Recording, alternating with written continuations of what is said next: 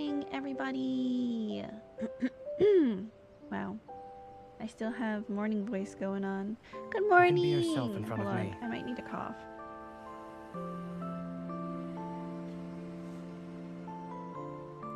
Okay.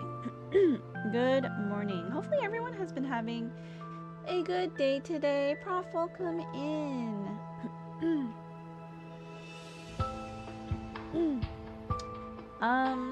Oh my god. So this morning, hold on. Let me do my housekeeping stuff for Love and Deep Space while I talk about my morning. So a couple of weeks ago, I was telling my best friend, I was like, yeah, like, I don't know why I keep waking up early, even though it's the weekend and I want to be able to rest, you know? And I was like, yeah, like, last night I went to bed at like 2 or 3, but my body woke up at like 7. And walking at a mall, I hope you're having a good time at the mall. And she was like, oh, it's probably because, you know, like the morning light is coming in and it's too bright, you know? And that's why you're waking up. And I was like, I mean, maybe. Like it is pretty bright when the light comes in, but my room is facing the other side of, you know, like the rising sun. So it's not that bright. Like, I was like, from what I can remember, it's not that bright. And she recommended, she was like, oh, get a sleeping mask, because then, you know, your body won't be woken up by the sun, and, you know, you'll get to sleep in more. Because she was like, when I wear my sleeping mask, I sleep in a lot more than, you know, regular. And I was like, oh, okay. Like, yeah, that is an option, I guess. And so I was like, okay, let's, you know.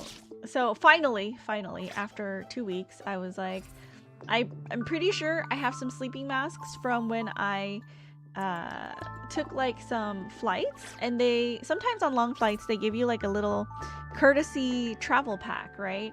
That has earplugs and a sleep mask, and like there's like earbuds, wired earbuds that you can like plug into the seat in front of you, so you can watch TV without bothering anyone. And I was like, okay, you know, I have some. So I pulled it out last night and I was like, cool, okay, I'm gonna have such a nice sleep. It'll be a good, you know, 7 hours before I wake up, because I don't stream until 10 o'clock, so I can wake up at 9:30.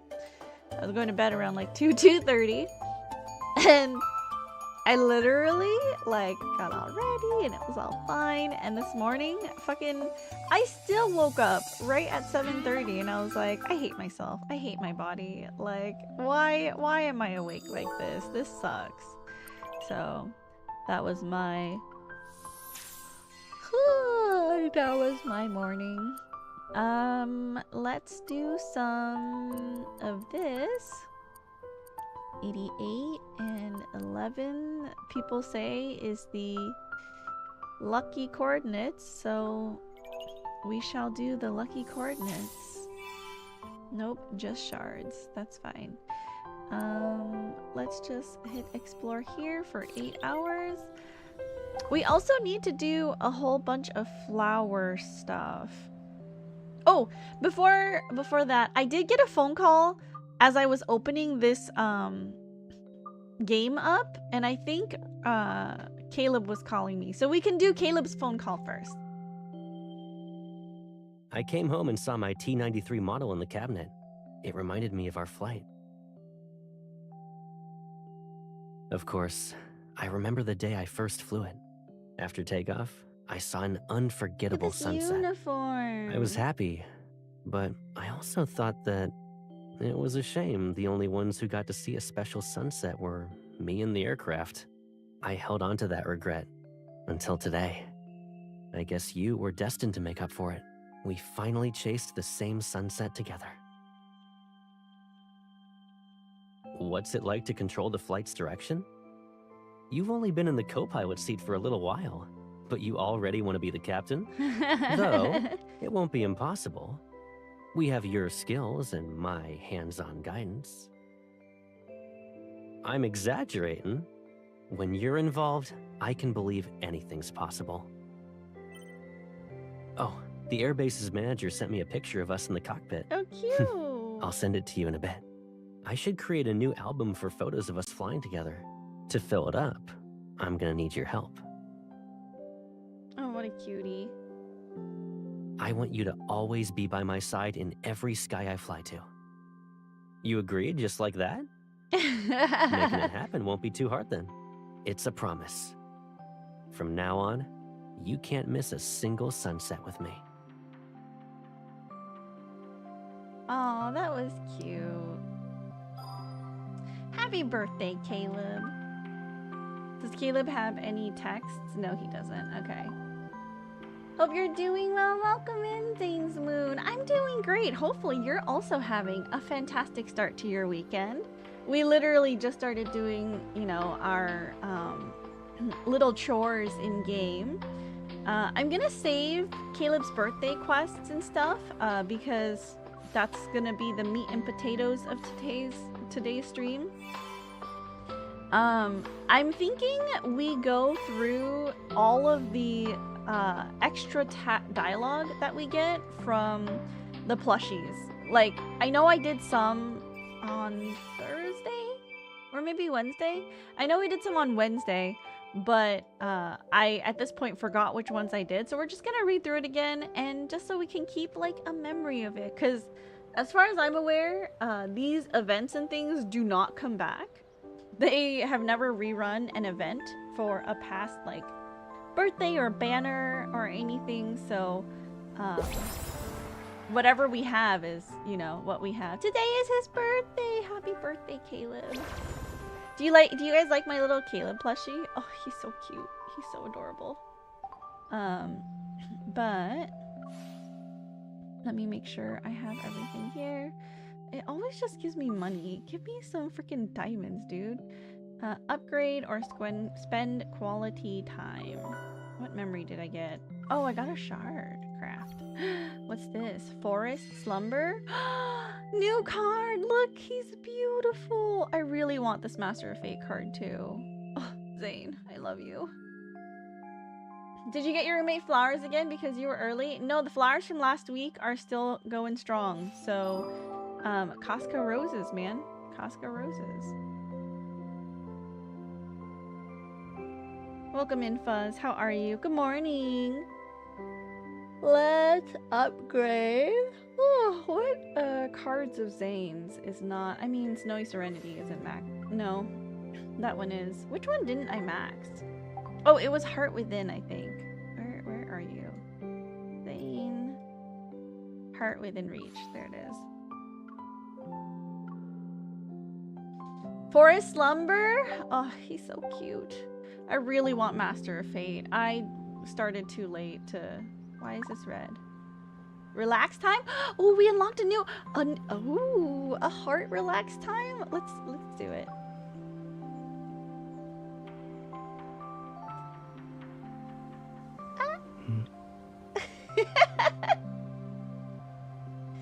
Are you trying to guess where it feels good? Assessment complete. I see you also figured it out. Ah! It's just his heart. Oh, he's so sweet. He's so sweet. I love him so much. Ah! I love him. Me too. My little Blorbo. Okay, you're wonderful. I got distracted. What was I doing? I see Zane's face and I just sorry. Okay, hold on. Brain. What's this? Have we unlocked something new? Oh, Swift. I see. Why is it Swift? I just changed my thing to Zane's Beloved with his like background thing. That was not a thorough heart rate check or chest exam. It's true. Oh, I need to do, you know, last night I totally got kind of lazy. I didn't water any of my flowers, and so they kind of went poo-poo on me. So let's do some of our flower chores.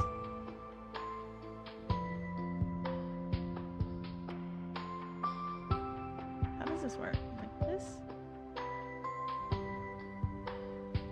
Hopefully this is good.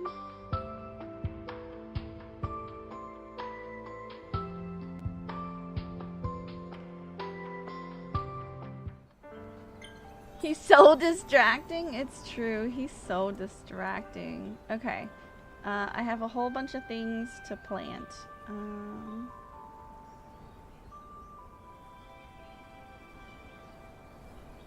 Okay, so let's just... whatever they need. Batch care. Skip. Harvest. Hybridize. Skip. Okay. Let's plant all these flowers and make sure that they are at the proper vigor. And then we can move on with our day.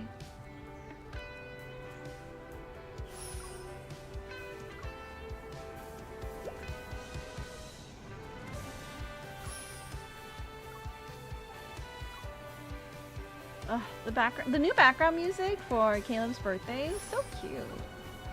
Love it. Anyways, how's everybody's weekend so far? Is anyone doing anything exciting? I'm gonna do something exciting. Tomorrow I'm headed up to LA to hang out with Sharvana, and we're gonna get our ears pierced together. I'm so excited. I'm a little bit scared. I literally like messaged Sharvana a little bit after the fact, like after we had agreed. Oh, hold on. I forgot to turn the compression on my audio interface on. I should sound a little bit more clear. But after I was like, yeah, you know, we set the date and we set the time. And I was telling Sharvana, I was like, hey, I'm gonna need you to hold my hand because I'm really scared of how much it's gonna hurt. Because if you guys don't know, my ears are pierced, but I actually got my ears pierced when I was like a baby. My mom took me to get my ears pierced like before I could even remember, right? I think my dad got kind of angry. If I recall from the stories, my dad got kind of angry that my mom did that. So when my sister, you know, was born, he didn't let her pierce her ears. Cause you know, like my dad was like, oh, like what if she doesn't want her ears pierced? Like, you know, you should let the kids choose. And so my ears got pierced, which like thank God mine did, because I would have never wanted to hurt myself later. But I do like that my ears are pierced so I can wear cute earrings, you know? Oh, I wasn't paying attention. What was the number? Okay, I need one more. And my sister turned out to be like a real tomboy, right? So she never wore earrings. She recently got her ears pierced because she wanted to wear some like earrings, but it wasn't like the earrings she wears isn't very girly, you know, but she did get her ears pierced eventually. But I'm glad that my mom pierced my ears when I was a kid, because I am very sensitive to pain, and I'm very worried about this one helix piercing. You know what I mean? Like, I'm gonna get a helix on my left ear. So that's kind of what I plan on doing, but it is I heard it doesn't hurt that much, but I heard the healing process is you know, painful, so I guess we'll see. I'm not sure. I guess that is something for future princess to worry about, which is, you know, in 24 to 48 hours I can worry about that, but not today. Today I am gonna do Love in Deep Space, Caleb's birthday quest, and I'm gonna be practicing some violin. We definitely have a whole bunch of meetings with music group and practice to do today, so I will get it figured out eventually. But yeah, that's my fun stuff this weekend. What about your guys' fun stuff?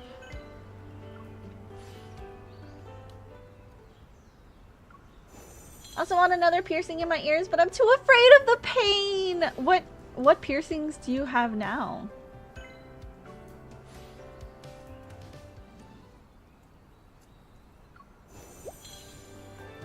Okay. Sorry guys, we're almost done, I promise. My housekeeping for my plants takes a while. It's understandable, yeah. I mean, like, I think just in general, I'm very sensitive to pain. Like, things that I find painful, my friend is like, oh, that was just like a quick, almost like, oh, that was just a very sharp annoyance, but it wasn't anything. And I'm like, still cupping whatever it is, like, ow, ow, ow, ow, ow, you know? Like a freaking cartoon character.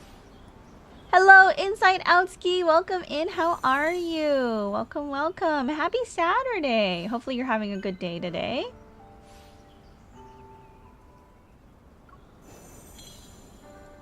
Char peer pressuring you into getting metal detectored? No, that's not it. She had suggested it at the picnic. But at the end of the day, you know, this is my choice. It was an open invitation for everyone at the picnic. And then the more I thought about it, the more I was like, yeah, I do want to get my ears pierced. And yeah, it would mean something special if I got it on the same day that Sharvana was getting hers. So we won't exactly match because she's getting a different helix piercing. But it'll be special because it's, you know, pierced on the same day. Not working, so I'm feeling great. Do you usually work on Saturdays? Because if so, big oof. Sorry about that. Sorry for condolences. But yeah. Okay, cool.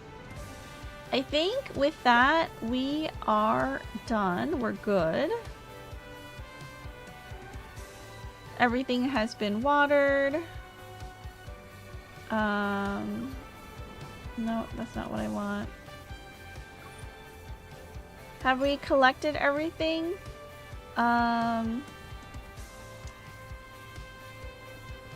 need a custom one item to get to 100, and I do need this for my weeklies. So let me see if I can do some more interior collection stuff. Set collection. So I got these. I haven't done this cozy set yet. I've done, or refined set, I mean. What sets would be cute to buy out?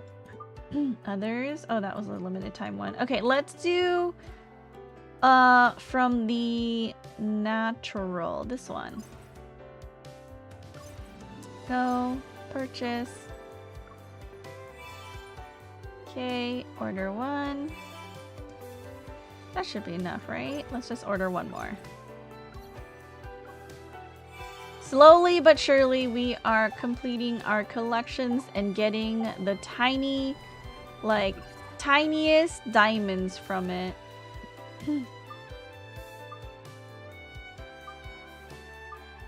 I think that's everything.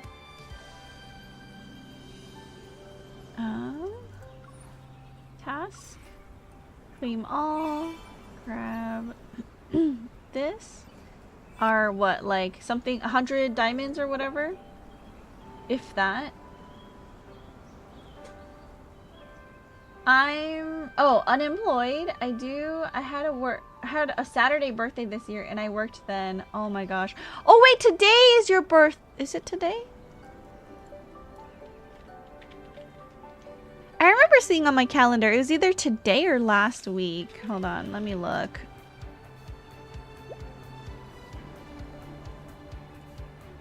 It was last week. Last week was your birthday.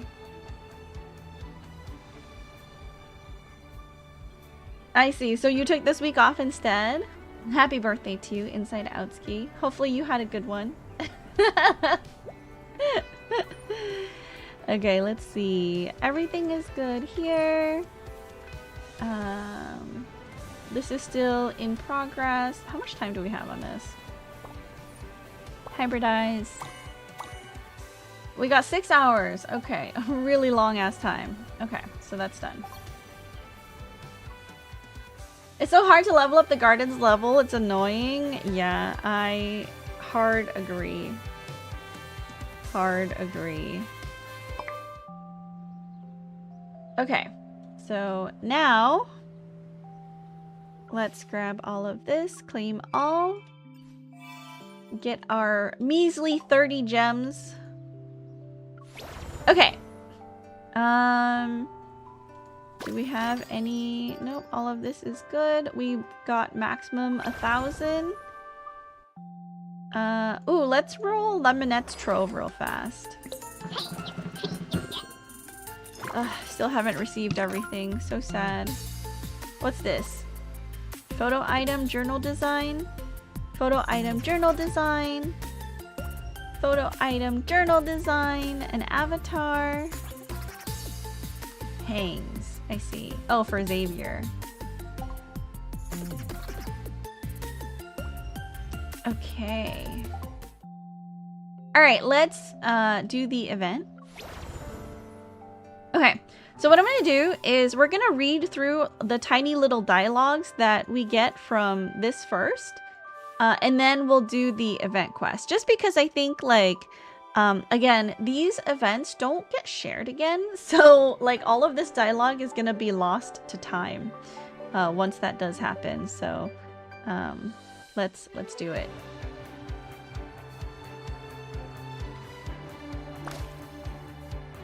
I look at my phone's album that has photos of Caleb and me. Caleb, there's actually a trick to getting the perfect smile when taking pictures. Your smile is too big in this one. Your mouth should be a little more relaxed and you'll look more handsome. You're offering me detailed tips? It sounds like you've been studying my pics. Let's take a picture now and see how well you've taught me.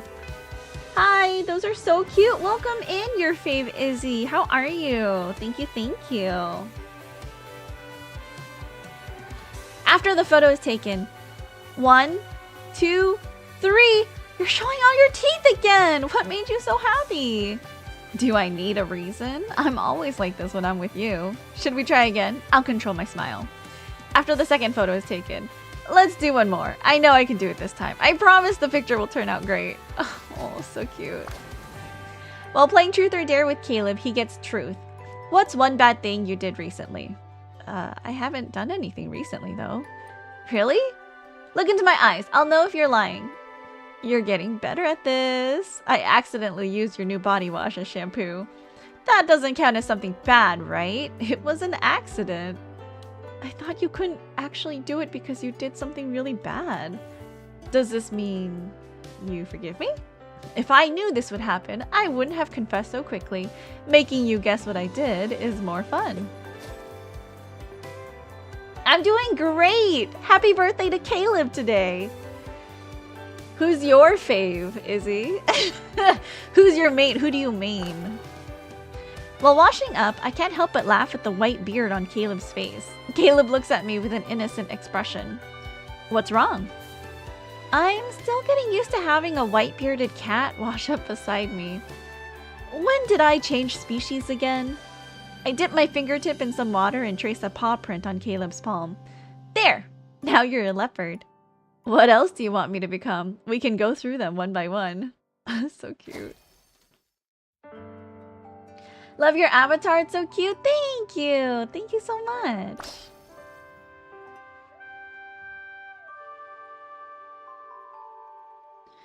Ugh, I forgot my water. I don't play Love in Deep Space, but my bestie does. She loves Raphael, the one with purple hair. Oh, no worries. It's you were really close. It's F-A-Y-E-L. So R-A-F-A-Y-E-L. Oh, a Raphael girly. I see, I see. As I thoroughly clean the house one day, I find Caleb's sunglasses. How do I look? You have a colonel-like aura. I'll give them to you. You can wear them for your outdoor missions. You'll have UV protection and an intimidation factor. A colonel doesn't rely on accessories alone to command respect, right? You also need to look out for your subordinates. Lead by example? Stuff like that? Caleb takes off my sunglasses and gently taps the spot between my eyebrows. It sounds like someone's trying to slack off. Alrighty then, if you're tired, give your work to me. Your leave has been officially approved. After finishing a mission and returning home, I notice I have over a dozen missed calls from Caleb. I was starting to think you forgot about me and ran off to have fun on your own. The magnetic field was a dead zone. I'm sorry for making you worry. I was planning to call and check in before heading out, but someone's line was busy.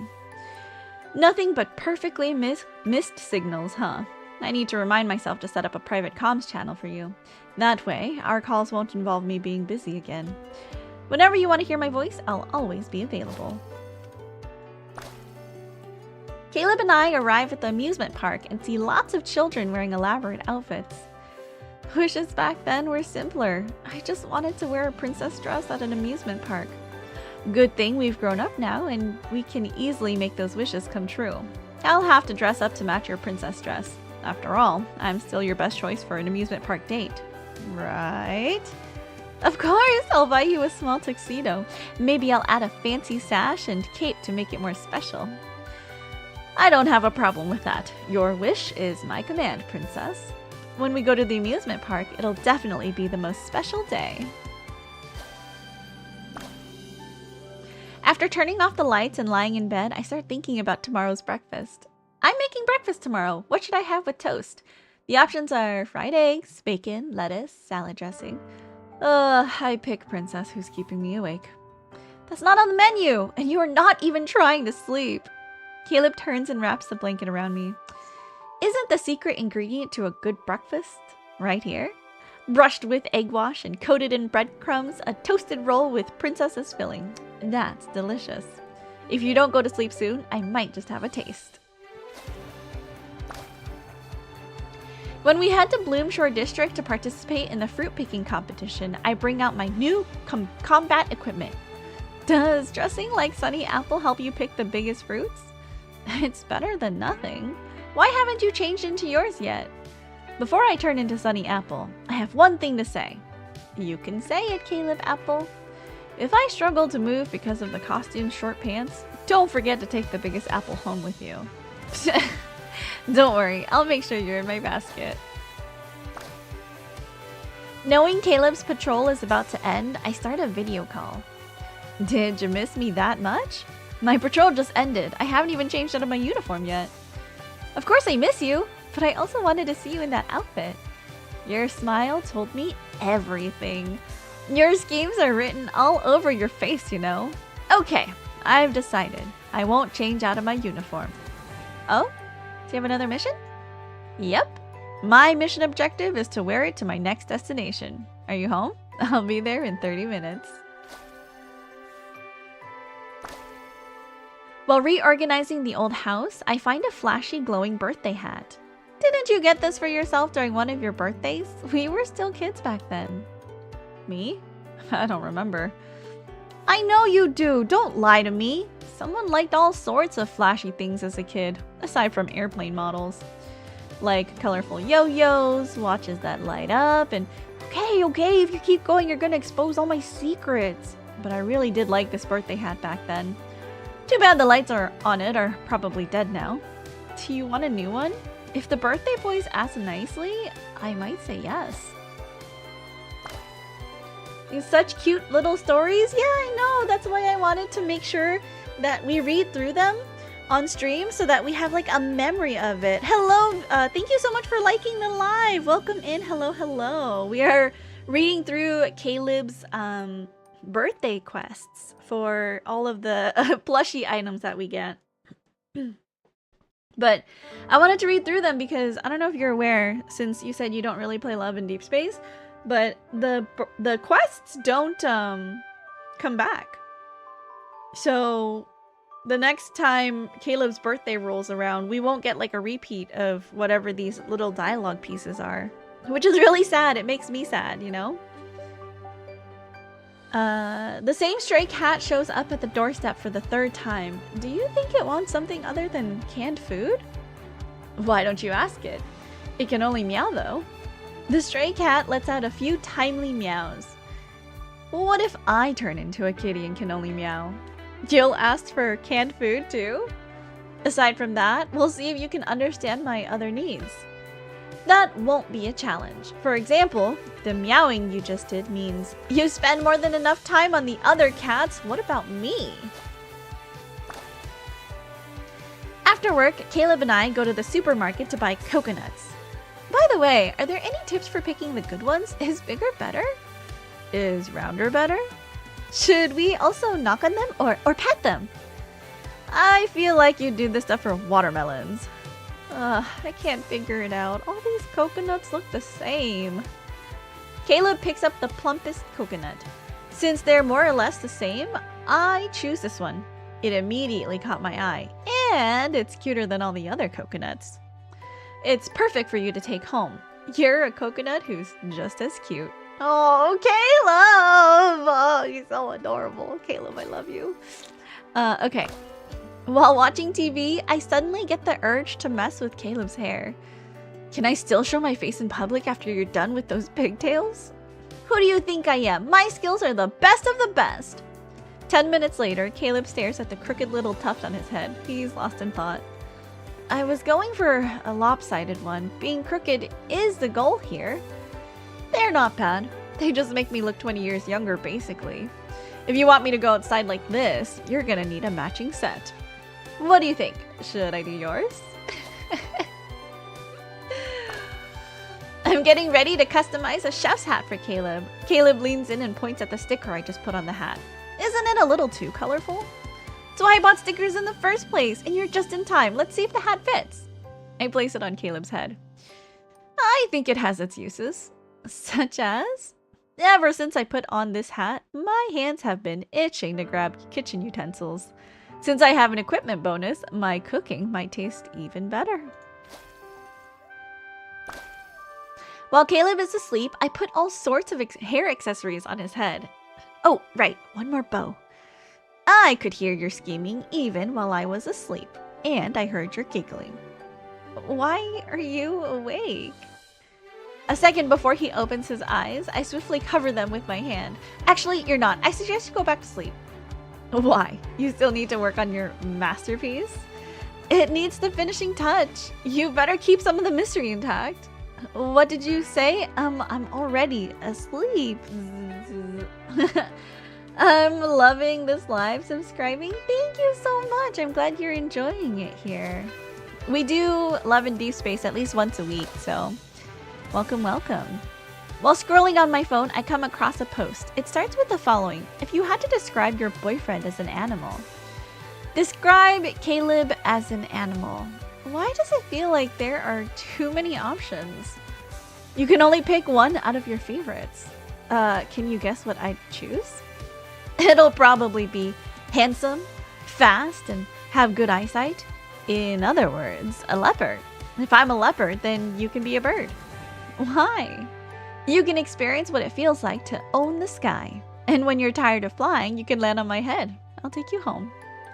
So excited for Zane's birthday. Girl, I am so excited. Like, I cannot wait to decorate Zane's little plushie. And the other thing, I can't wait. We're gonna be suffering. I cannot wait for God of Annihilation, right? I can't wait for Zane's birthday. I can't wait for his birthday cards. I can't wait for the new multi-banner that's coming soon. Oh. I'm so excited! Can't wait to see what his birthday theme is gonna be like. I know, I'm so excited. Like, Raphael got the professor, Silas got the motorcycle ride, Caleb's got the airplane ride. At sunset, oh, so cute. To level up my cooking skills, I bought a bunch of kitchen utensils. How many hands do you normally use when you cook? 2. Why?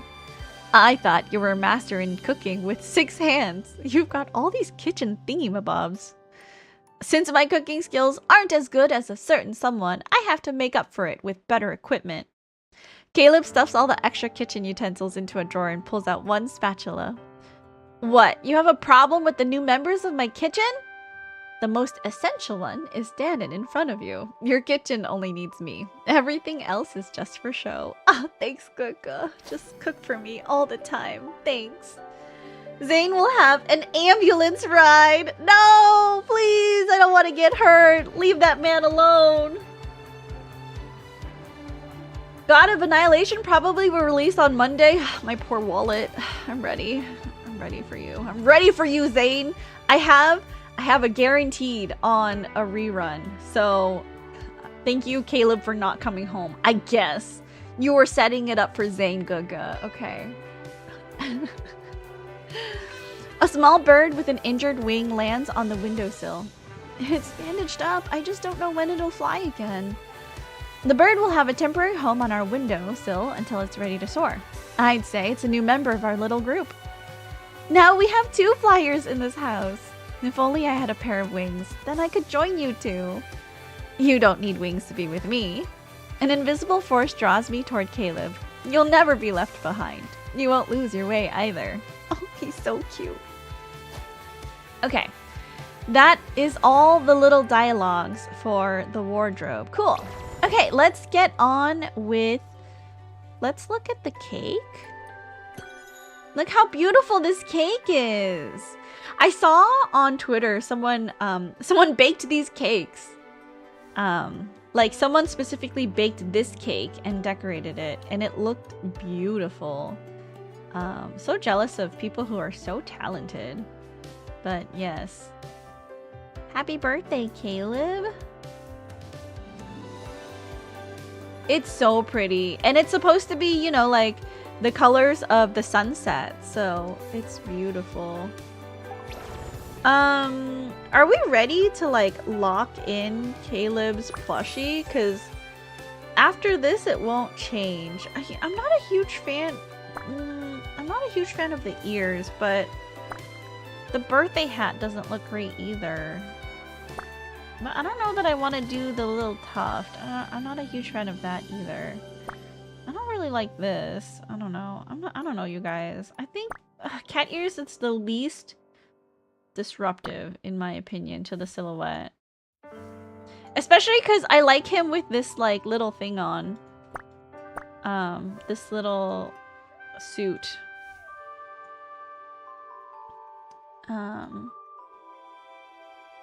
And then he's got the wings and the spatula. Okay, you know what? That's it. I think that's it. We're gonna save. Let's just save this. That's fine.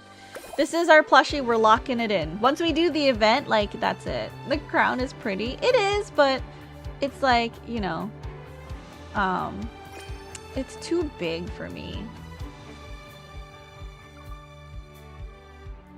Okay, because once we do the birthday event, I think, like, that's it. This is the plushie that we'll receive. So we have to lock in our design. Sorry, a little eepy. Okay. Let's do 3 and 4 for the quest story now. All right, let's start.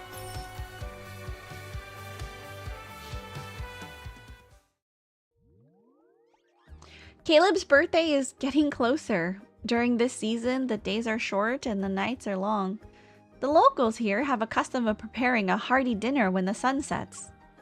I wanted to make him a bowl of longevity noodles for his birthday, so I slipped into the kitchen under the pretense of cooking and asked the landlady to help me get the noodles ready. Sure. Birthday noodles. You have an interesting tradition. I'll buy the ingredients later. And don't worry, I won't tell him. Oh, cute. Thank you! Just as we're about to discuss the details, Caleb suddenly parts the curtain and walks in. You're cooking without me? Caleb. Perfect timing. I was about to drag you here. I give the landlady a look and she immediately catches on. You're just in time, young man. She has been praising your cooking skills to the heavens. You're too kind. Let me help with the chopping.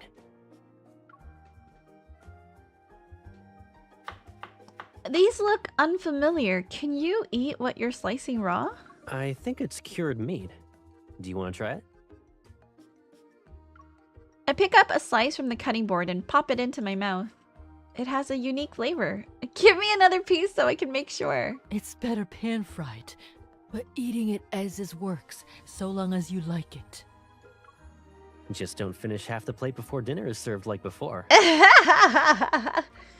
Shush you! And even if that did happen, it's because you didn't cut enough. Owie, my back hurts. Can you check and see if a target got painted on it? Ugh, Caleb, you're so cute. I love you so much. Amid our playful bickering, we finished preparing the last dish with the landlady. Hello, Dalek. Welcome in. How are you? Hello, hello. Okay, take the ball. Take it. Over here. After dinner, the landlady asked Caleb to help her fix a clock. I returned to our room and pull out my planner to review the itinerary. Even though I've planned everything, I can't help but worry.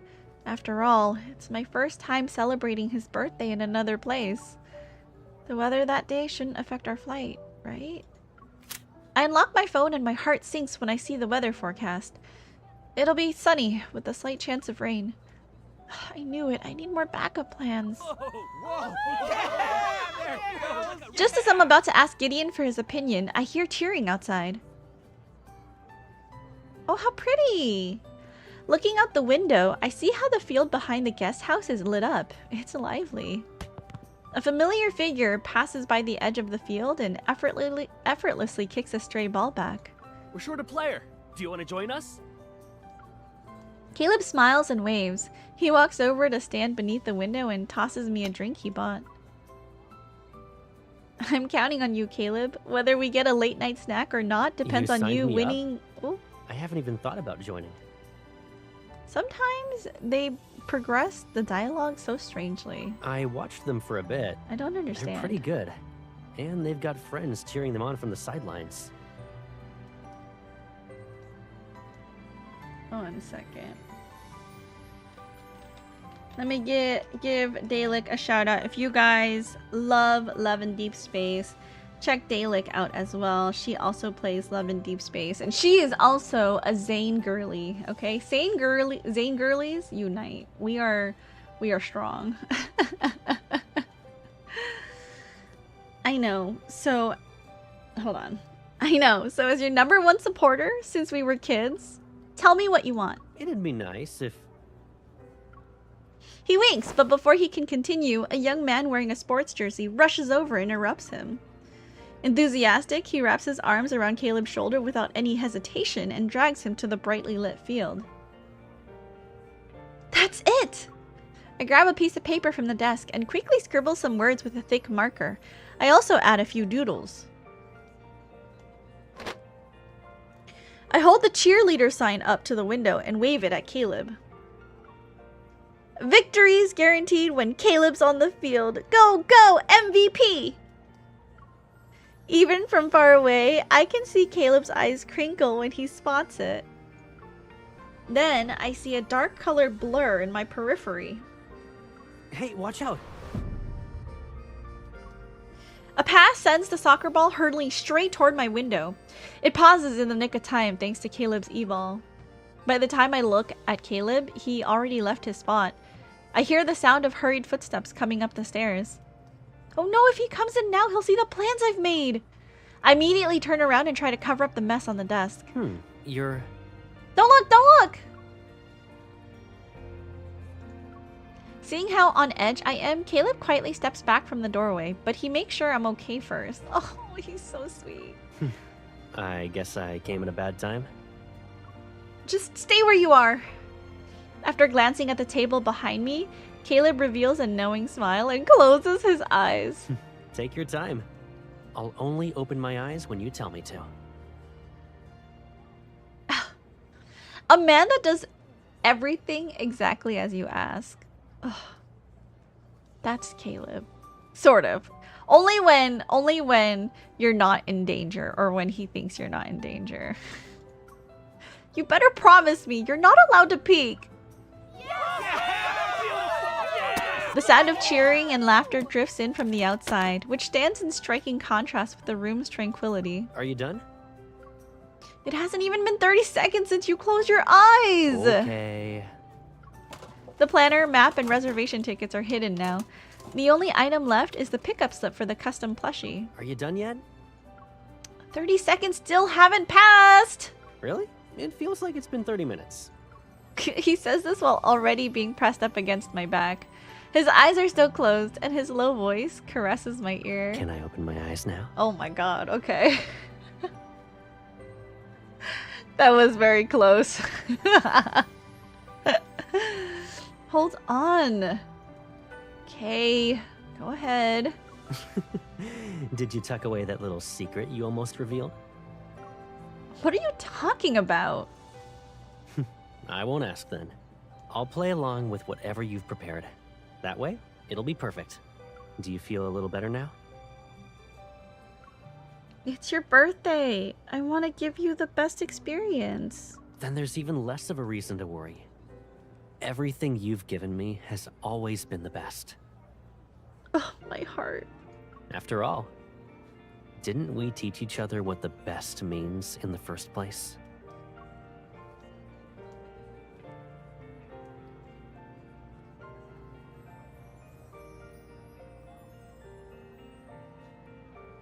Dude, my eye has been like itchy since Thursday. I don't know if there's like something, if there's like a stray eyelash or something. I'm not sure. Ready to celebrate his birthday? Once sent, the plushie cannot be modified. Check it one last time. Yep, I think we're good. Ready.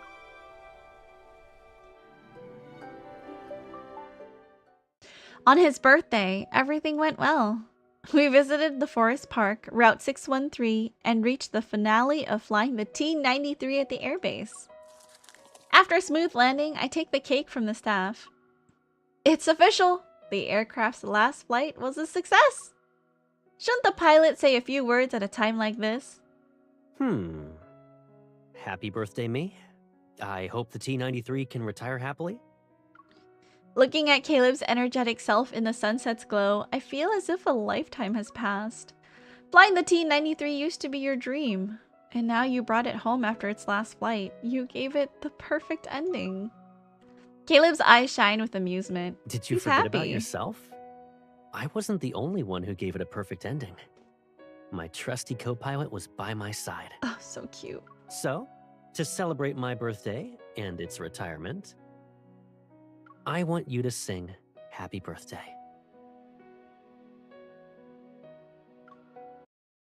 I don't even know if this will work, but I don't know. Okay, let's try it.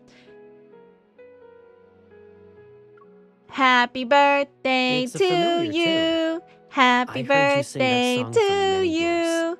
Happy I don't think I'll ever get tired birthday, of it. dear So, Caleb. I'll be looking forward to hearing Happy you sing it next birthday year. to you. The birthday isn't over yet, but I'm already looking forward to next year's. Hello, criminals. Welcome in. Happy birthday, Caleb. Are you a Caleb girly? Welcome, welcome. It'd be nice if every birthday only involved us. Like today. Oh. Speaking of which, I remember a certain fellow, the handmade plushie. Ahem. It's time to blow out the candles. I take Caleb's hand and place it over his eyes. I need you to manually turn off the lights for a sec. I've got another gift for you. The surprise isn't over yet? Happy birthday to Caleb! I turn and retrieve the handmade Caleb plushie from the fuselage's storage compartment. Did he sneak onto the plane as we were getting in? I bet you didn't expect to see him. He's been a part of our two-person flight this whole time. Doesn't he look familiar? Shouldn't I be very familiar with a mini-me? He's softer than Sunny Apple. And more round. So that's how you see me. I can't stop looking at the plushie, you know? He should be near the entryway so everyone can see him. I have an idea. I'll make a plushie of you. Then I can bring her along whenever I need to fly. Oh. Good. I'll be able to keep an eye on you. That's the plan. Anyway, you've been a tour guide for the past few days. Why don't you let me take over from here? Huh? What are you plotting? It'll be something you like. A lot.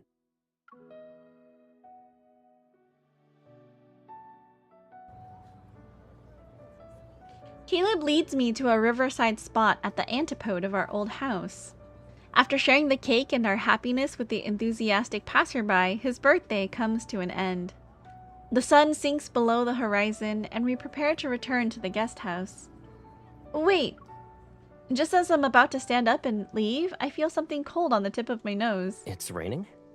Oh, I knew it. Yesterday's weather report said it'd be sunny with a slight chance of rain. What's destined to arrive will show up eventually. Although the unpredictable weather hasn't affected our trip so far, we're going to be drenched at this rate. Thank you for the hydrate, John. Welcome in. Unfortunately, my water is not near, so I will hydrate later. But welcome, welcome, welcome in. How are you? Happy Saturday. The umbrella's still in the car. It's not heavy. Let's hurry back to the parking lot. As soon as he says that, the drizzle becomes a downpour. Okay, you can stop talking now. I guess Lady Luck is done with favoring the birthday boy.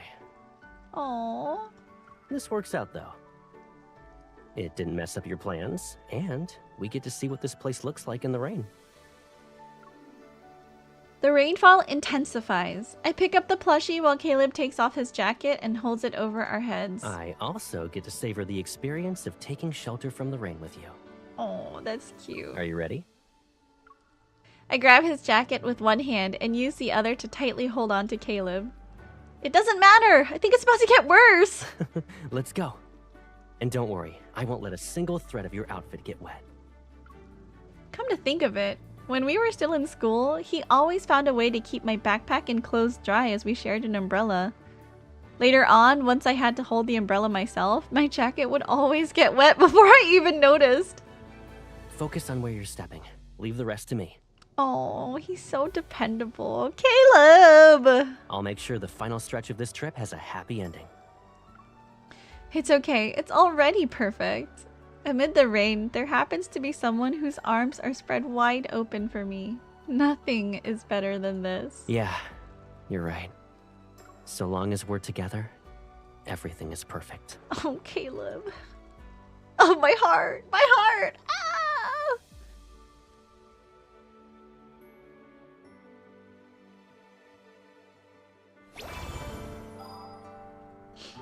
All right. With that, we have finished everything. Except get his card. So it's okay. I'm not going to get his card. We have a guaranteed on standard banner now. And I think the next standard banner is going to be a multi. So I will keep it. I'm not super pressed on getting Caleb's birthday card. Okay, let's buy out the rest of this stuff. Oh, we don't even have enough. Interesting. Oh, we have 2 days though to collect more, so it'll be fine. Or well, 1 day. 2 days? I don't know. We'll still be able to collect some stuff to maybe buy out the shop. I'm not sure. I think that's everything. Why don't we actually take this time to catch up to some of the stories in World Underneath? Because they did update it. So the last one we read was Crease. And they did add like 6 more? I'm counting 6. 1, 2, 3, 4, 5, 6. They added 6 more stories. So why don't we read maybe 1 or 2? And then we can call it a stream. We're just gonna tackle these little by little. Okay. This one is Light into Dust. Invitation. The endless bickering floods Isaiah's ears, which throws off his sword. He despises being interrupted when he's trying to focus. He furrows his brow and sheathes his blade. Today's self-imposed training has been cut short. He walks toward the source of the commotion. At the entrance to the training grounds, 2 groups are in the middle of a confrontation. On one side, a handful of unremarkable students stand, commoners. On the other, there's that insufferable young marquis Isaiah finds the most annoying. He's flanked by his dim-witted lackeys. With the Order of Lightseekers selection ceremony fast approaching, there's unrest at every turn. 26 hurts so much? Oh, it does? Oh, I'm scared. We reserved this space in advance and followed the appropriate procedure. What gives you the right to take it from us? The young man leading the commoners clenches his fists. Procedure? The young Marquis adjusts his bracer with lazy indifference. That exists to ensure efficiency, and right now, the most efficient approach is to allocate resources to those who are most likely to be chosen. He steps forward, his followers surging behind him. After all, no amount of effort can bridge the gap between bloodlines. The young man's face flushes with anger and his chest heaves. Isaiah approaches. When their gazes meet, a flicker of hope crosses the commoner's expression. In Astria Knight Academy, few don't recognize this royal known for his arrogance and sharp tongue. More importantly, his status grants him the authority to settle this dispute. Faced with Isaiah, the young Marquis immediately plasters on a warm smile. It's not a significant matter. Surely it's nothing noteworthy. Give Hermes a treat! Yes? For you, baby. Can you go to your bed? Good boy. Good boy, Hermes. Treat from Uncle Hazard. Take it. Good. Take it. Good boy. Thank you. Thank you. Said hi. Hi to my dog, Hermes.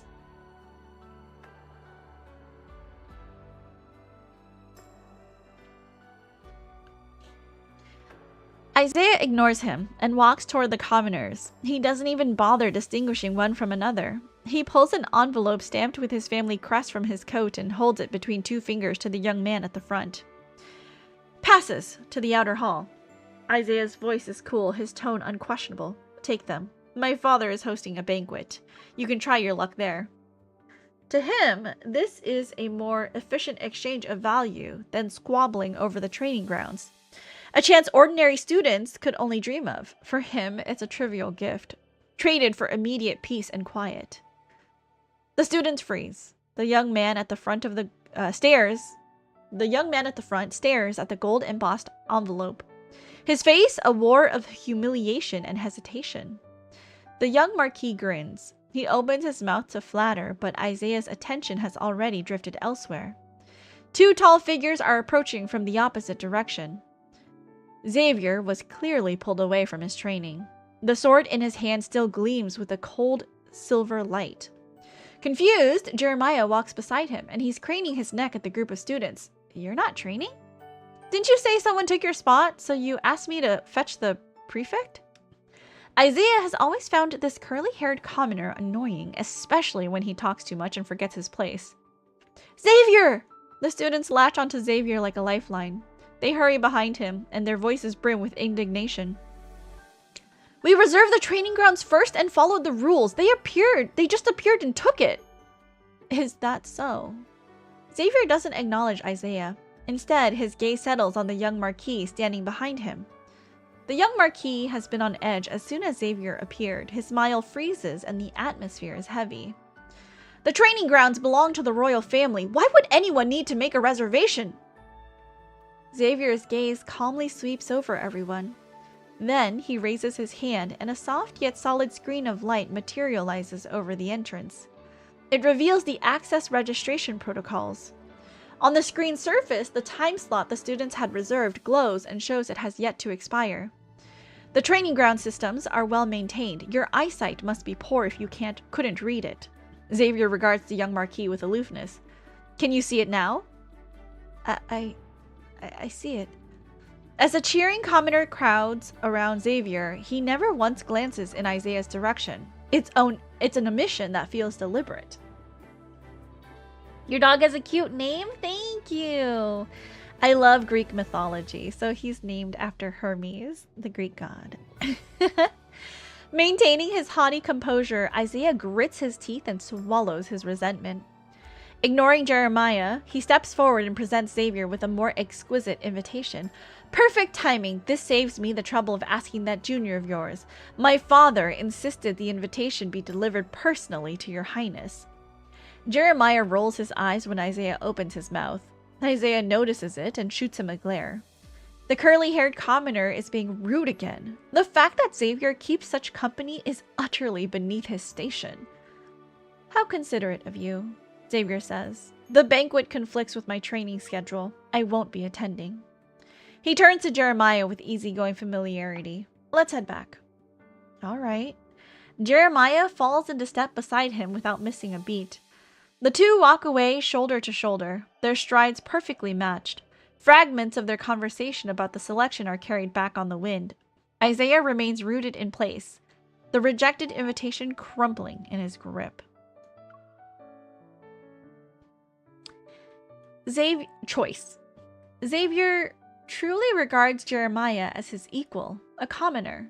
Their retreating figures, moving in perfect sync, hang like an unspoken answer beyond the borders of the world Isaiah has always upheld. It's impossible to explain, impossible to ignore. Days pass, yet each memory only sharpens the image. During his solitary training sessions, Isaiah's swordwork falters uncharacteristically. When his blade trembles, what he cannot suppress is something deeper, an instinctive gnawing unease. Xavier, the future king of Philos, repeatedly strays from the world he was born to lead. And Jeremiah serves as the most glaring point of reference. He's an insignificant commoner who dares to covet a place in the order of Lightseekers. Being a knight means carrying the weight of one's bloodline and duty. Its meaning and its honor aren't to be taken lightly. Isaiah will show Xavier the proper path. Those truly qualified to walk beside him are those born to shoulder the future of Philos, not some happenstance companion who happened to fall into step. Beneath the holy sword of the goddess, Isaiah levels his blade at Jeremiah. I shall be the one to test your qualifications. Isaiah, third-year student of House Star Hunters, son of senior counselor of the Royal Council and member of the royal family, formally challenges you to an honorable duel. The words have barely left his lips before his blade flashes like lightning. He doesn't wait for Jeremiah's response. Jeremiah's hand flies to his hilt and meets the strike with equal intensity. The exchange is swift and fierce. Relentless, sharp steel resounds. The duel doesn't last long. Isaiah's swordsmanship proves to be superior. Years of elite training were forged into strict precision and cutting grace. 10 moves in, he exploits a minute opening and sends Jeremiah's weapon spinning from his grip. He brings his blade to hover at his opponent's throat. Isaiah lifts his chin, pride radiating from every ounce of his movements. The murmurs of astonishment rise around him exactly as anticipated. Yes, this is what it should feel like. Isaiah senses his blade has finally stopped trembling. Jeremiah exhales slowly and concedes without pretense. I lost. Isaiah sheathes his blade and looks past Jeremiah. With barely concealed expectations, his gaze seeks Xavier in the crowd. Look. This is the clearest proof of the order of Lightseekers he believes in. There can only be strength, technique, and the resolve to claim victory at any cost. The gap these concepts creates is the most irrefutable evidence of the values he holds sacred.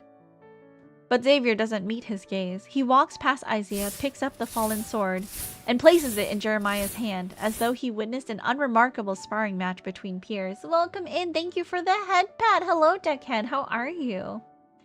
Jeremiah accepts it, and the frustration of defeat quickly gives way to his usual easygoing demeanor. The pride on Isaiah's face freezes. The shadow of the holy sword slants across the ground and swallows him in cold darkness. He won. Yet the bond he fought so hard to sever remains untouched. The measuring stick he devoted everything to proving, the one he uses to judge one's worth, means nothing in Xavier's eyes. How are you, Deckhand? Happy Saturday. Backtracker's Diary. Petals spiral down from the treetops and slip silently between the open pages of a diary. It chronicles what must be the countless springs since the backtracking began. The author's emotions spiraled out of control as he wrote, the handwriting growing increasingly erratic and messy. The diary was abandoned in a fit of spite. It's as though he buried a memory. Can't give a treat. Should have come earlier. Someone just redeemed Give Hermes a Treat, so unfortunately, there's a little bit of a cooldown. They put me in charge of the 2 new people. It's currently a dumpster fire. Oh, I'm sorry. Are you training? That sucks. I hate training. A man sits beneath a tree and reads it. He's quiet and focused, although he occasionally pauses. His gaze lingers on a particular phrase as if weighing something. His fingertips trace the Philosian noble crest embossed on the cover. He appears gaunt and pale from the side. When Xavier announced our departure, the weight in my chest finally settled. I kept my expression under control, lest some foolish commoner catch me off guard. Even after all those long months of preparation underground, I still can't get used to being around my supposed teammates. It was the same in the beginning, when Xavier told me about Operation Backtrack. I took it as a sign that he finally realized what sort of person was qualified to intervene in the fate of Philos, and then I followed him into the secret base only for a mechanical sugar glider to fly at me. It was singing. That's when I've discovered this team was more motley than I had imagined. Aside from a handful of noble scions I could tolerate, the ones with actual skills, the rest were commoners Xavier scraped together from who knows where. None of them met the minimum standards of value required to participate in Operation Backtrack. When I confronted Xavier about it, he blinked and said every team member has something unique about them. If you ask me, Xavier has been blinded by his own evil. Hal gave me this diary as an apology for the sugar glider attacking my face. He said he taught it to sing. Apparently, it chirps, "You can do it," for morale boost sometimes, but he typically uses it to log data inside the ship. These backtrackers work outside humanity's comprehension. Whenever another potential warp point is ruled out, the mood in our group worsens. The only thing that stays consistent is that mechanical sugar glider as it flies and sings.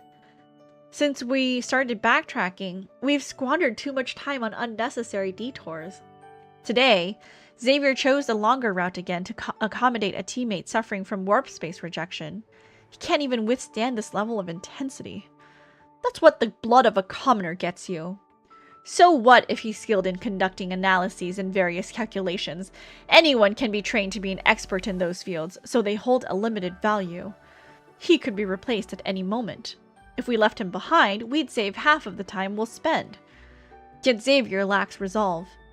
When I raised my objection, he had the audacity to say that every teammate's safety is tied to our ultimate goal. Is our goal not the salvation of Philos? The time before last was the same.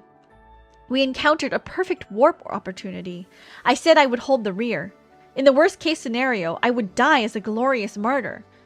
But Xavier turned back with Sullivan to rescue me.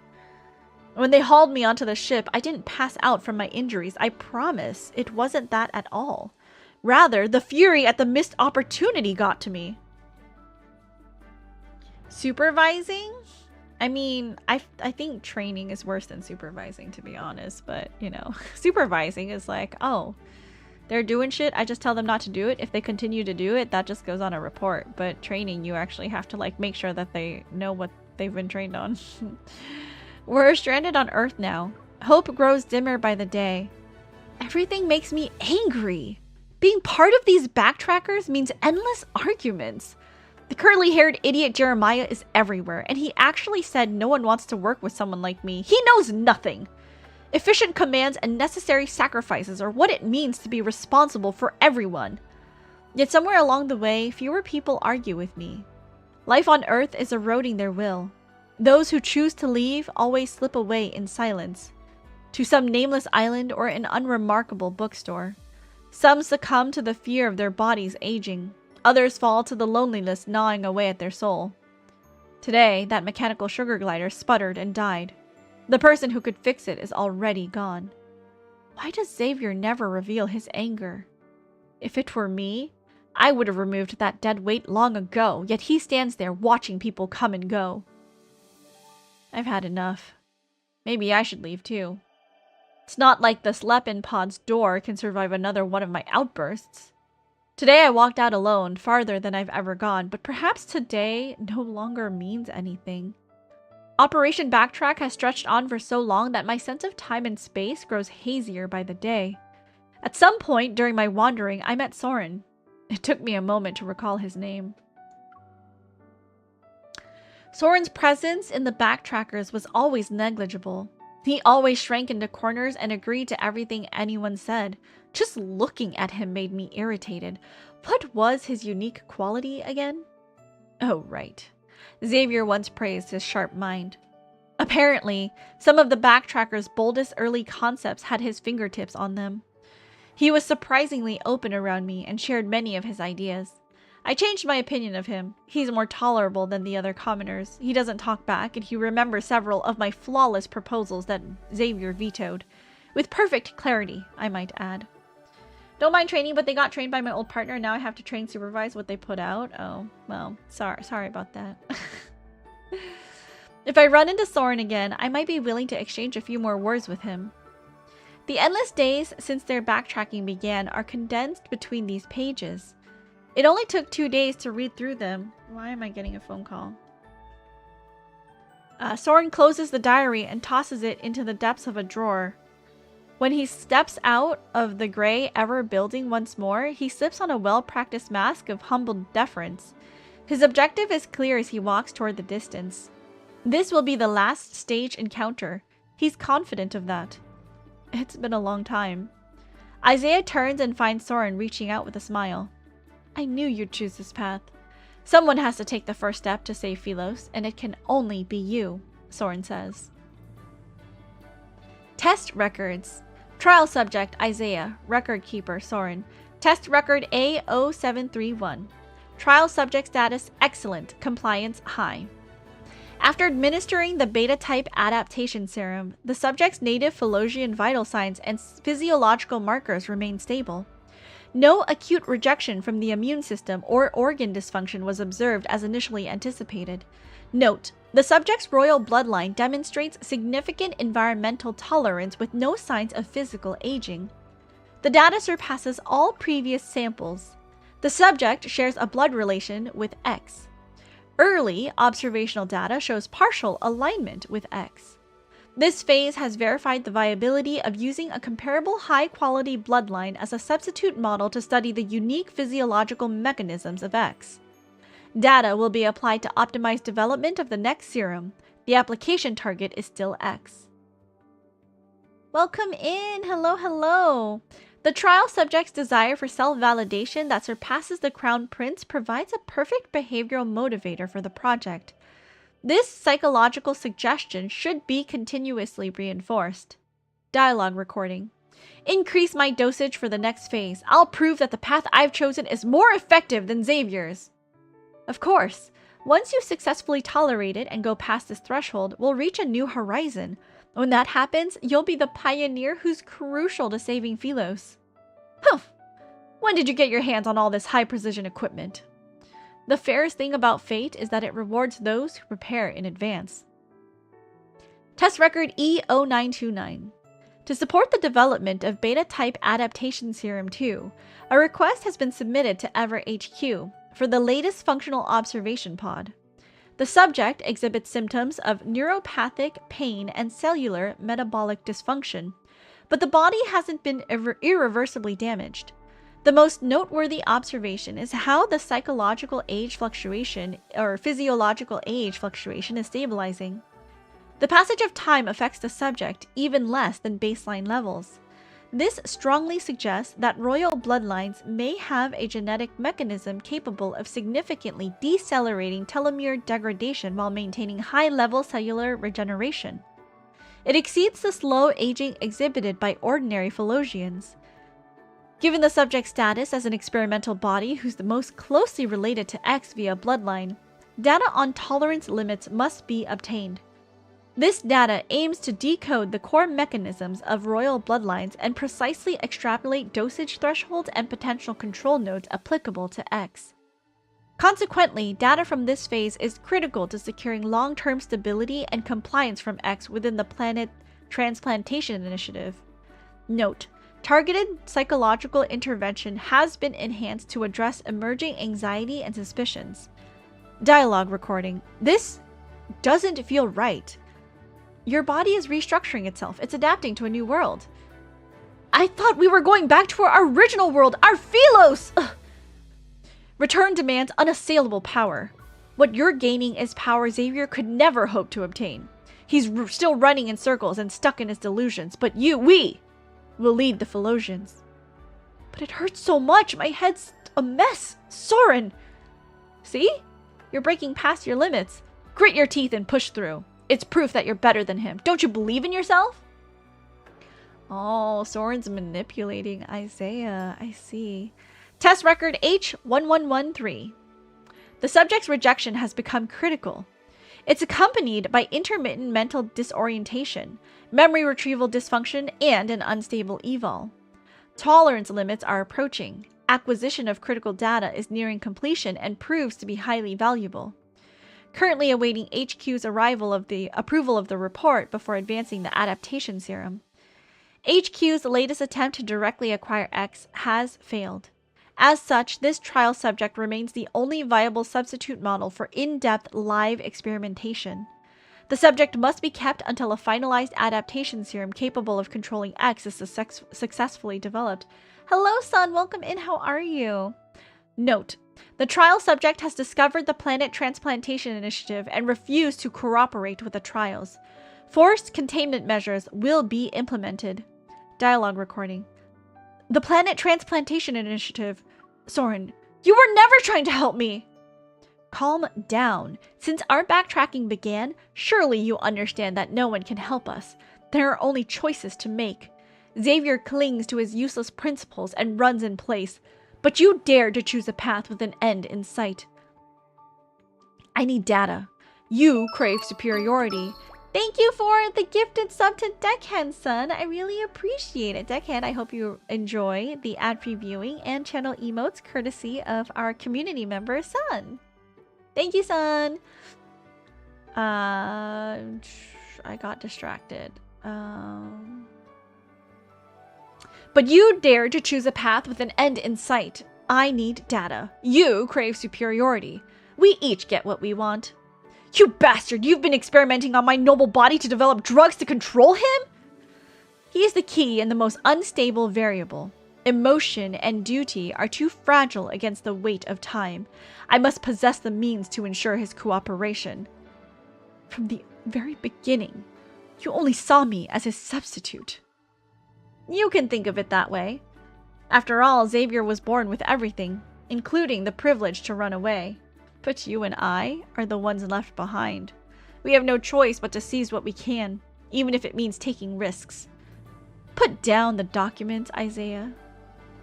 Your value determines your place. Now please accept the final injection. Salvation. Are you spacing out again? Jeremiah walks in and sets a warm meal on the small table. The clatter is deliberately loud, an attempt to drag Isaiah's attention back to the present. It's been over 2 weeks since Xavier rescued him, yet Isaiah still drifts into these daydreams from time to time. Beneath the loose hospital gown, the wrists peeking out still bear fading ligature marks and bruises from needles. The slightest sound makes him go rigid. His unfocused pupils contract before dilating again. It's no different now. Isaiah flinches subconsciously, his eyes darting warily from the food to Jeremiah's hands. No weapon, no syringe. There's just a large bouquet of fresh flowers clutched against his chest. What are you staring at? Jeremiah responds with an unapologetic glare. I've got a shop to run. Dropping off your food and delivering flowers to a client nearby is killing 2 birds with 1 stone. Xavier sent you? Isaiah's voice comes out dry and rough because of disuse. Soren's final words echo in his ears like a recurring nightmare. He's disoriented, struggling to reconnect with reality. Obviously. You think I'd willingly look at your grumpy face? Jeremiah huffs. He's got other things to deal with. You don't have to do this. Isaiah turns away, his tone deliberately distant. A curly-haired commoner suddenly acting charitable. If you want something from me, just say it. Stop spouting nonsense. Jeremiah's movements are brisk and efficient as he raises the folding bed's backrest and swings the metal tray in front of Isaiah. Eat! Otherwise, I'll hold your nose and pour it down your throat. Pick. A utensil is shoved into Isaiah's hands. He doesn't touch the food. Irritated, he jabs at a stubborn piece of broccoli until it rolls to the edge of the container. He scoffs.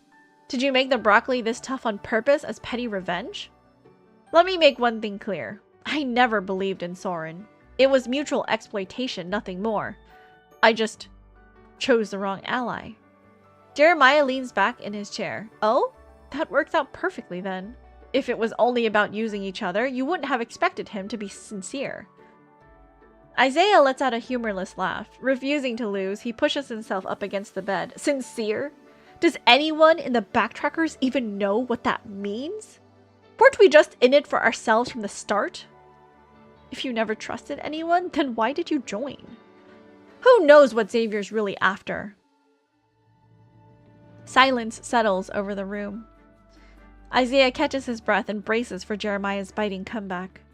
But Jeremiah smirks. He takes back Isaiah's utensil and replaces it with a spoon. Then he rescues the battered broccoli by putting it into his own mouth. Cheeks puffed, he answers. It's muffled but clear. The first time Xavier brought me one of those awful meat patties from Astria Knight Academy's cafeteria, he wasn't expecting me to help him save a planet. Isaiah versus the world.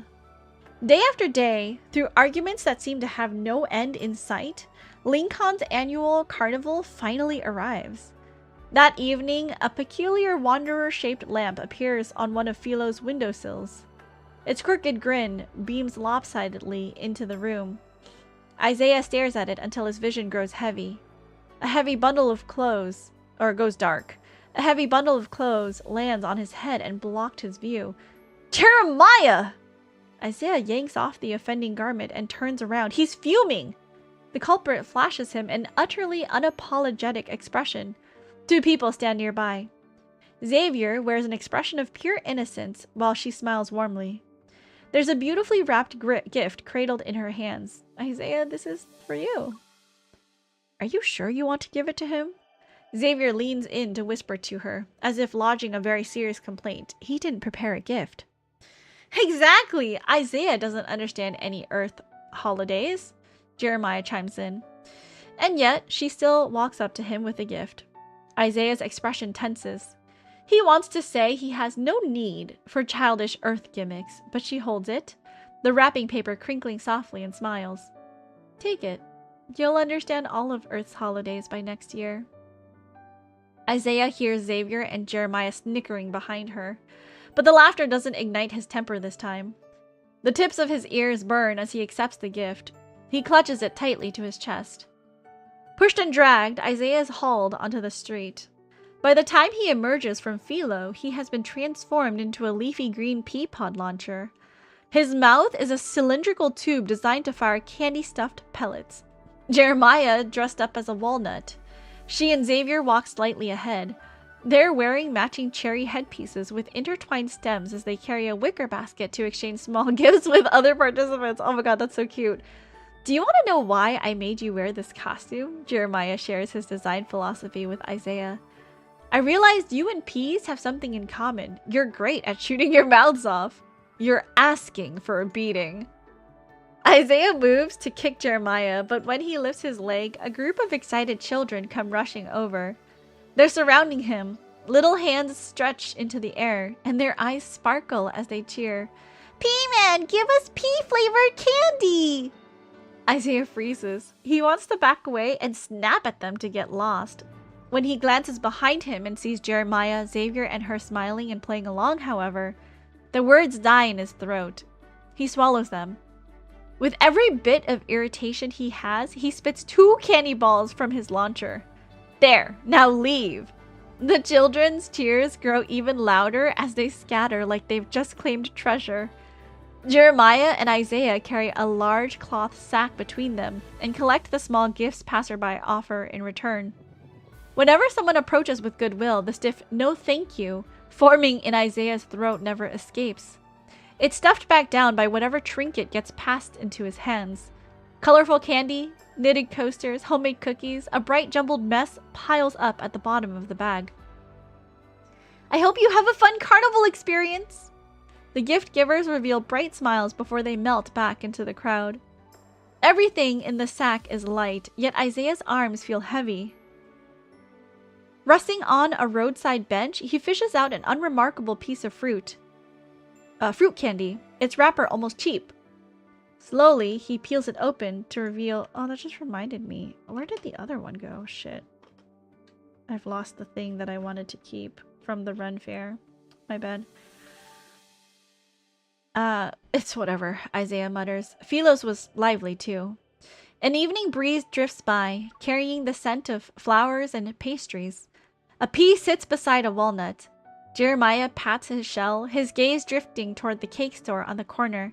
Something flickers in his eyes. Seconds pass in silence. Then he quietly says, "If this were Philos, these people might have been turned into nutrients for the planet."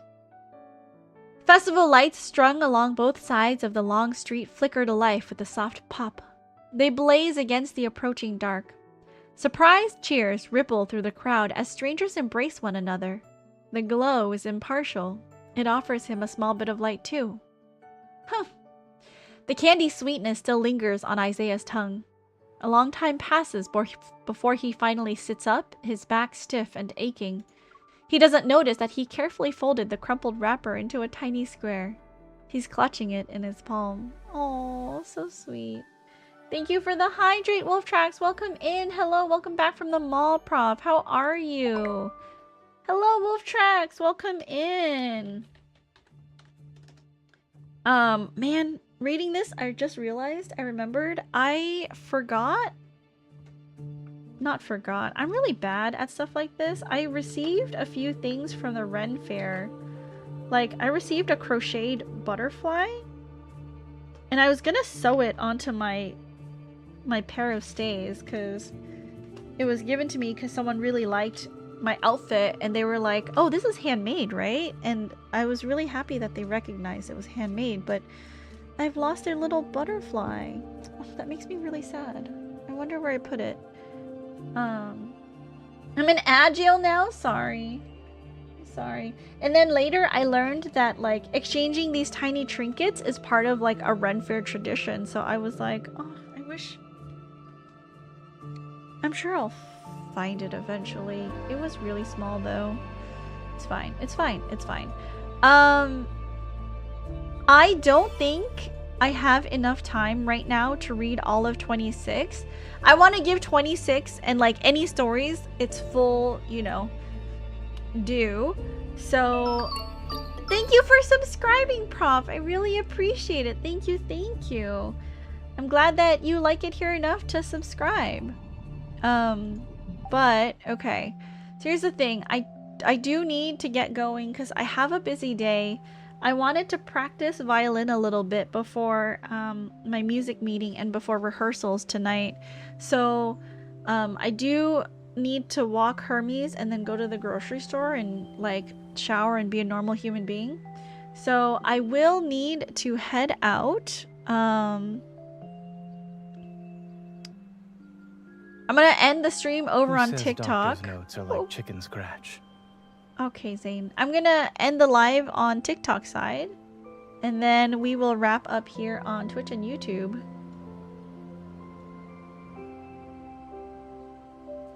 Soon as I get here, stream is auto-ended. Your fault for going to the mall, you know? That's not my fault. Let's see who we can raid into.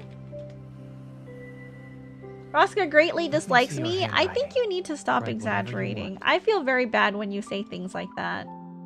Please don't say things like that.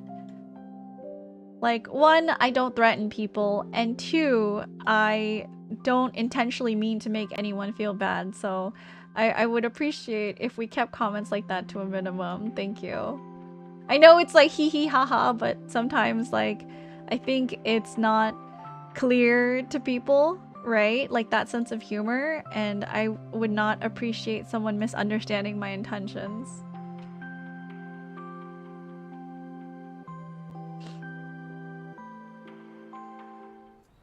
Let me move back to the main page here.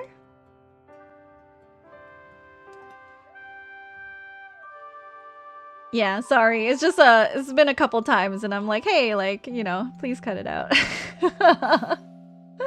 Shaw, thank you for Thank you for the lurk. I appreciate it.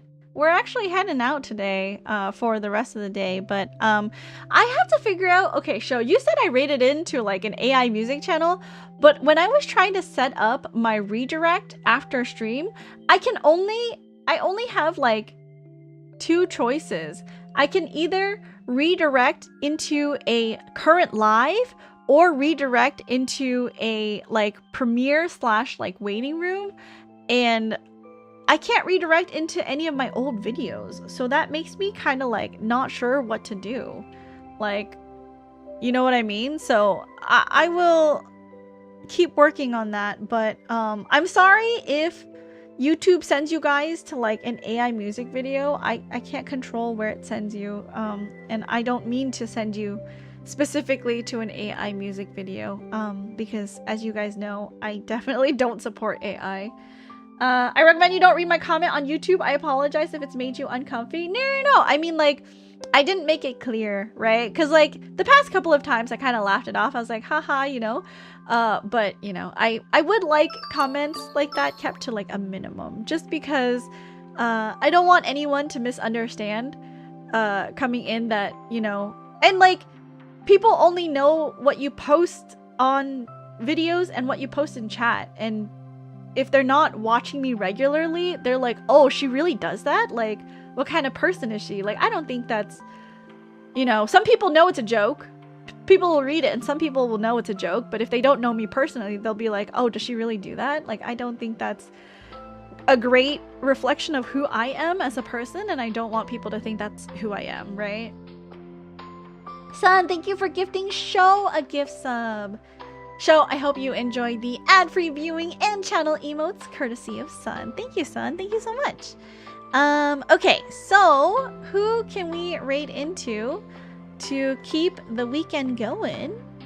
Oh, let's raid into Han. I love Han. And she's setting up an ultimate raid group soon. So I'm very excited to see who's gonna be joining when that's gonna happen, because as you guys know, I love raiding in Final Fantasy XIV. Okay, so we're gonna raid into Han. No. Sorry, wrong link. One of my really close friends. Super talented, super funny. Oh my god, she's hilarious, you guys. I love Han so much. Let's go over there. As always, please be happy, please be healthy, but most of all, please be kind. Be kind to others, because you never know what a smile, hug, or hello can do for someone who's having a bad day. And please be kind to yourselves. Make sure you're staying hydrated. Get up and stretch your legs every once in a while, because if you don't, you might get an embolism, and then you'll die. And then we'll all be really sad, and you don't want to die.